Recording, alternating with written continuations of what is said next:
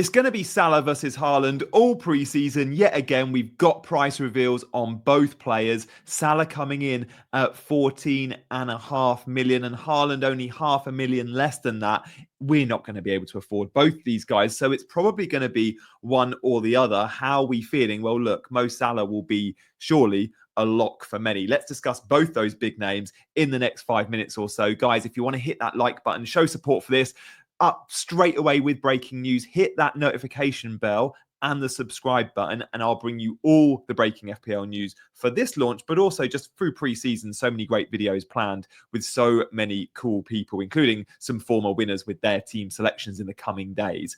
So look, Mo Salah, I think he's going to be a lock for many at 14.5 million. Knowing Haaland is also so expensive, I think we'll spend the money on Mo. I don't think we can have drafts with both though. And that's going to be the big question. Now, Florian Wirtz came in at 8.5, and there's a huge price difference now between the two. Quick maths, what's that? 6 million? That's a huge amount of money. But I think we'll still do it, and I think we'll still have both, many of us. If you're not going Salah, let me know why in the comments. At 14.5 million, he is the game's most expensive player, but we knew he would be, right? When we look at last season, top for goals, top for points, top for assists. By the way, his points last year broke all sorts of records. 344, like we've never had the 300 ceiling broken. He did it and then some. Goal involvement's top, points per match top, bonus points top. He didn't win out on clean sheets, on saves, or on price rises. That's how good Mo Salah was in FPL last season. Like, I completely understand why he's 14.5. I personally wanted him in at 15. I thought 15 would make for a better game and would give us more of a decision to make. At 14.5, I feel like our decision is made. I think we'll probably just own him. If Haaland was $1 million cheaper, 13.5, maybe that would be the big swing. We'll talk about both in a minute, but he's not. On Salah, I got this from back on FPL, by the way. Look at that top right. This is per 90 XG and XA. Right. So along the bottom, we've got our XG. So players that take lots of shots. And yeah, they're good. They're quite far along. And then you've got players that are high on assists, like, I don't know, Kevin De Bruyne and Saka and Sancho and Jacob Murphy, but not high on shots. And then you've got Palmer, who wins out, other than one guy. In a world on their own, Mo Salah, his numbers are insane. He's greedy. He has output. He takes pens. He's on a lot of the set pieces. Like, Mo Salah is everything you want from an FPL player. He's 90-minute man. He plays for the best team in the league that score the most amount of goals. And when we look at the fixture ticker, like, Liverpool have a good start to the season. You take Arsenal out in game week 3, and that'd be really high in the ticker. At the moment, this is from Fantasy Football Scout. And I filtered it by attacking difficulty. Liverpool just halfway up there. Bournemouth on the opening day, I fancy goals, especially with some of their defensive issues with Kirkes and Zabani now leaving. Newcastle will be tough, fine. Arsenal's tough, fine. But Burnley and Everton in 4 and 5, we're going to want to be at a place where we have double, I think, attack in 4 and 5 for Burnley and Everton. And Salah and Wirtz feels, quite frankly, I think obvious. There is, by the way, a QR code on screen if you want to check Scout out more. 47% off at the moment. Yeah. So look, that's where I'm at in Mo Salah. I think it's a no-brainer. I think some thought it'd be 14. I wanted 15. 14.5 for many will feel right. And I think he's going to be 50% owned going into game week 1. I think he's going to be proper popular. One player who's not going to be 50% owned now is Erling Haaland, because at 14 million, Erling Haaland's come in at the very top end for me. Like, the season he had last year probably doesn't justify that sort of price, does it? Like, where did I have Haaland? I had him at 13.5. So it does feel fairly expensive.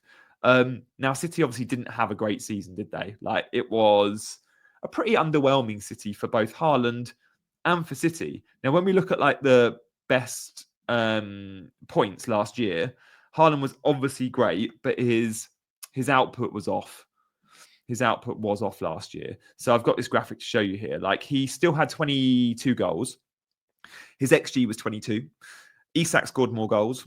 And Haaland, yeah, slightly underperforming his XG there. Slightly, by nothing. But it just shows that Haaland wasn't in this clear, like, league of his own. Now, Isak has come in at 10.5. If Isak and Haaland score same amount of goals this year, you definitely want Isak, who probably will do better in bonus and for assists as well. It's really interesting that I'm reacting live to this. Let us know what you think in the comments. When we look at the chart toppers from last season, by the way, we've got like forwards, Chris Wood, Watkins, Visser, all had more points than Erling Haaland. Like, I think Haaland should have had a bigger drop than this. 181 points. Like, he got the same as Luis Diaz. Luis Diaz got more points than him. He's close to Bruno. Like, he's come in at a huge, huge money here. Now, that's because they see the ceiling and that's because they see the potential. And we know from years gone by, year before last, he put up all sorts of numbers. We also know last season, he started the season with ridiculous form. A 7, a 17, a 17, a 13, and a 9. Do this again, and you're worth 13.5 and then more.